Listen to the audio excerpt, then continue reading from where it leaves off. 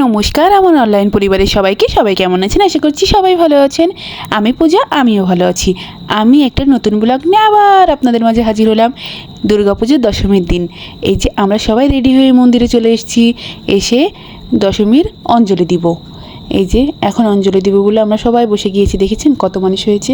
দশমীর দিন অনেক মানুষ হয় অঞ্জলি দেওয়ার জন্য। তো মায়ের বিদায়ের দিন মা চলে যাবে শ্বশুর বাড়িতে, বাবার বাড়ি থেকে। মায়ের মনটা দেখছেন কত খারাপ।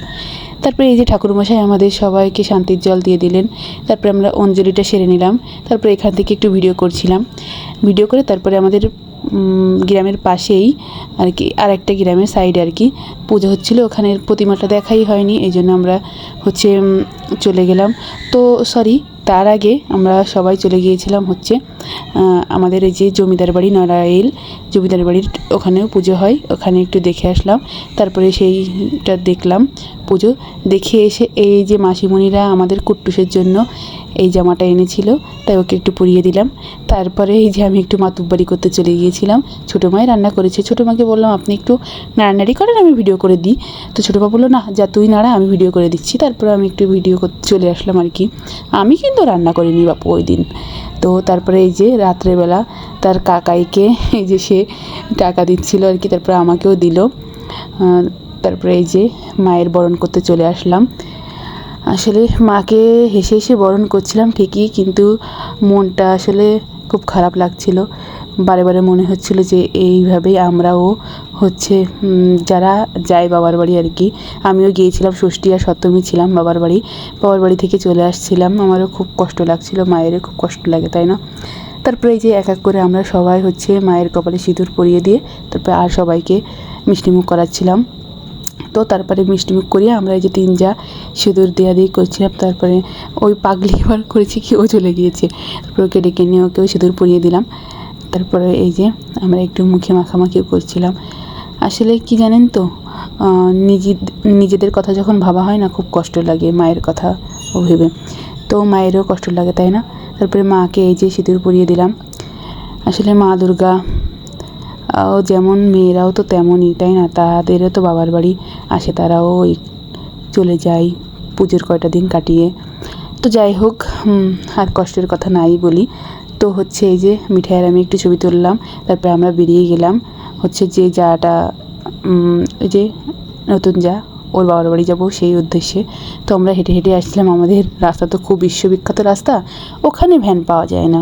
তারপরে ব্রিজের এখানে এসে চিত্রা ব্রিজের এখানে এসে আমরা ভ্যান পেলাম, ভ্যানে করে চলে আসলাম। আসলে ওর বাবার বাড়ি ছিল পঙ্কবিলাই, নড়াইলের নদীর এপার। তারপরে আমরা এই যে এসে দেখুন, ও তো ভীষণ খুশি বাবার বাড়ি এসে। তারপরে মায়ে এই যে এগুলো খেতে দিল আমাদের টুকটাক, আমরা খেয়ে তারপরে চলে আসলাম। এই যে ওদের বাড়ি লোকনাথ মন্দির আছে, তাই লোকনাথ বাবাকে একটু ভিডিও করে নিলাম। তারপরে গান বাজছিল, সেই তালে তালে আমিও একটু গান গাচ্ছিলাম। তো গান গাইতে গাইতে চলে আসলাম একটা মন্দিরে ঠাকুর দর্শন করতে। আসলে এখানে অনুষ্ঠান হচ্ছিল, অনেক মানুষই ছিল, এই জন্য সেইভাবে ধরেন মায়ের মুখটা তুলতে পারিনি। এই যে একটুখানি তুলেছিলাম। তো এই যে বাচ্চা মেয়েটা নাচ করছিল এখানে। তারপরে আর একটা ওই প্যান্ডেলের ওখান থেকে একটু ভিডিও করে নিয়েছিলাম। তারপরে আর একটা এই যে ঠাকুর দেখতে চলে আসলাম আর একটা প্যান্ডেলে। তো এখানে একটু ভিডিও করলাম। এখানেও অনুষ্ঠান হচ্ছিল। আসলে পঙ্কবিলাই না অনেক সুন্দর অনুষ্ঠান হয়, আমাদের গ্রামে হতো, কিন্তু এবারটা আর হয়নি। তো এই জন্য আমরাই বেরিয়ে পড়েছিলাম সবাই ঘোরাঘুরি করতে। এই যে এখানে একটু নাচ দেখছিলাম আমরা দাঁড়িয়ে। তারপরে আমরা নৌকার জন্য অপেক্ষা করছিলাম, নৌকায় করে আবার তো পার হয়ে যেতে হবে। আসার সময় ব্রিজ দিয়ে এসেছিলাম, আর যাওয়ার সময় সবাই বললো নৌকায় যাবো, এই জন্য এখানে একটু দাঁড়িয়ে আবার অপেক্ষা করছিলাম নৌকা আসার। তারপরে বড়দা বললো পাঁপড় খাই আমরা সবাই। তারপরে পাঁপড় খেলাম এখান থেকে।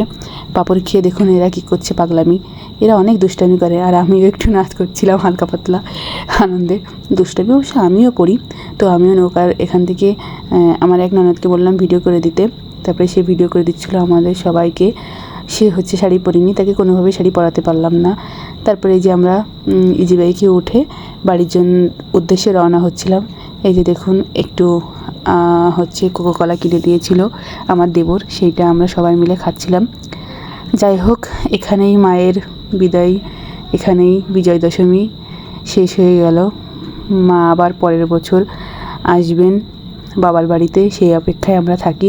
সবাই ততদিন সুস্থ থাকবেন, ভালো থাকবেন, আর আমার পরবর্তী ব্লগ ভিডিওর জন্য অপেক্ষা করবেন। নমস্কার।